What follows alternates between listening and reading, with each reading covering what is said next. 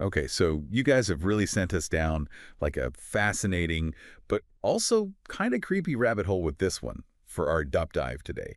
We're diving into a medical mystery that honestly feels like it's ripped straight out of a history book, and a pretty eerie one at that. Encephalitis lethargica, which a lot of people probably know better as the sleeping sickness.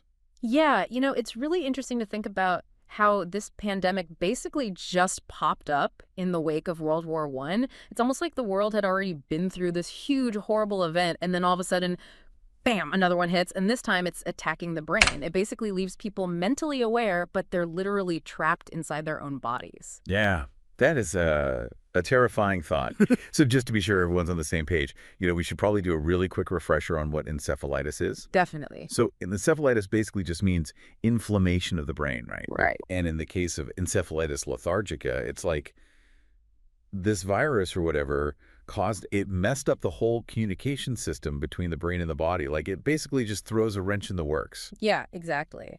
And the craziest thing is just how widespread this pandemic was. It's estimated that over 500,000 people around the world were affected by it. 500,000, wow. And sadly, something like a third of those people didn't survive. Oh, wow. And the people who did survive often had to deal with, lifelong challenges. Some people were dealing with this paralysis for years and years, some even permanently. Yeah, and it's just heartbreaking when you start digging into the accounts from back then. Yeah. You know, you read about all these people, a lot of them young adults, and they just suddenly freeze up. They can't move, they can't speak, but their minds are still going. Right. And it's wild. Some of them could actually communicate. Mm. Like some could only do it through eye movements. Yeah. And some, this is kind of weird, but some would have these sudden random bursts of laughter. It's a crazy thing to imagine. It's wild. Can you even imagine, like, being totally aware of what's happening around you, but completely unable to actually do anything, to Uh-huh. interact with the world? Yeah. The frustration, the isolation, it'd be unimaginable. I can't even imagine. It made me think when I was reading about those people who could only communicate with their eyes, it made me think about that book, The Diving Bell and the Butterfly Yeah. by Jean-Dominique Balbi. Oh, yeah. So he was completely locked in. I think it was after a stroke, but he wrote a whole book just by blinking his eyes. Wow. It's a testament to how resilient people can be, but it also makes you realize just how terrifying it must be to be trapped like that. Oh, absolutely. And what really makes encephalitis lethargica so mind-boggling is that, like, as awful as it was, as much damage as it did, we still don't even really know what caused it. Right. It basically just vanished as suddenly as it showed up and left a ton of unanswered questions. It's a real medical mystery.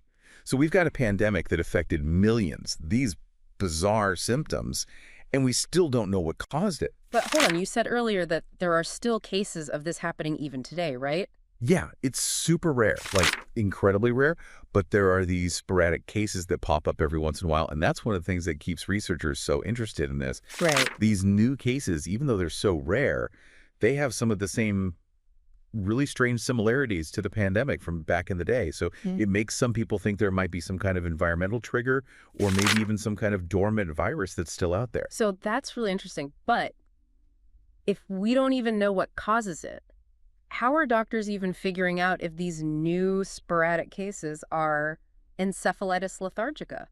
Like, what are they even looking for? Well, a lot of it comes down to whether they're seeing those very specific neurological symptoms, Yeah. the paralysis, the problems with eye movement, the changes in how much people are sleeping, things like that. Yeah, but it can be really hard to actually confirm a diagnosis when you don't even know the root cause. Right. It's like trying to solve a jigsaw puzzle where some of the pieces are missing. Yeah, that makes sense. Okay. Okay, so it sounds like the whole mystery of encephalitis lethargica is far from over. Is there any research out there that's starting to point to any possible reasons why it just suddenly disappeared? Or even why it showed up in the first place? Well, there are definitely theories, but nothing concrete. Some researchers think that maybe the way it disappeared has something to do with changes in public sanitation, Okay. or even maybe something to do with the influenza virus. Huh. There was a big flu pandemic going on around the same time, so some people are wondering if maybe there's a connection there.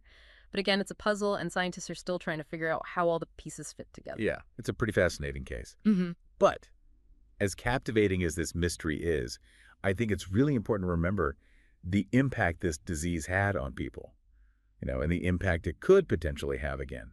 Absolutely. I think the story of encephalitis lethargica really shows us how vulnerable we are to threats we don't even understand. It makes you think, are we really prepared for the next big medical mystery? For whatever might be coming next? Yeah, it's a good question to think about. Thanks for coming on the show. It's been a fascinating, if a little unsettling, deep dive. No problem. It's been a pleasure being here.